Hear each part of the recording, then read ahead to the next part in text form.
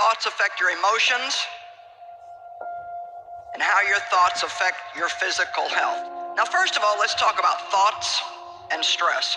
Do you know that you can stress yourself out by the way you think? You say, no, it's my circumstances. No, it's the way you think about your circumstances. And God has given us an answer, a simple, the simplest answer to every problem, and it takes most of us a lifetime to learn it. J. Arthur Rank, an English executive, decided to do all of his worrying one day a week. So he chose Wednesdays. And when anything happened that gave him anxiety or annoyed him or bothered his ulcer, he would write it down and put it in his worry box and forget all about it until the next Wednesday. The interesting thing that was on the following Wednesday, when he opened the worry box, he found that most of the things that had disturbed him in the past 6 days were already settled, and it would have been useless to have worried about them.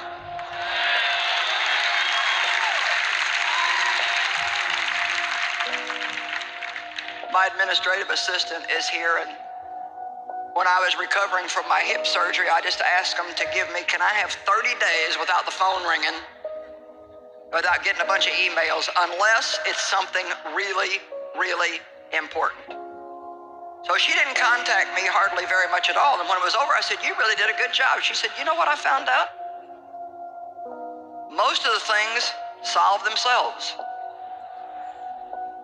And it would be amazing the things that would just work themselves out if we just wouldn't get so worked up about them. Now, that doesn't mean to be irresponsible, but honestly and truly, a lot of times we don't even give God time to even begin to work. And we're all over the situation. So do all your worrying one day a week, and you'll probably find out by the time it comes, you won't have to do any worrying at all. You know, very often I have what I call come to Jesus meetings. You know what that is? That's where you come to Jesus and you say, we need to have a meeting because I'm in a mess and I need some information. And I spent a lot of years in my life all stressed out and tied up in knots with headaches and all kinds of other stuff. And the doctors would tell me it was stress and it would make me mad. And I thought, no, you are the one stressing me out.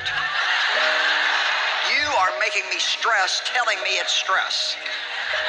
And I was like that because my mother had a mental disorder, and I did not want to hear the word stress because I equated it to not being able to handle life.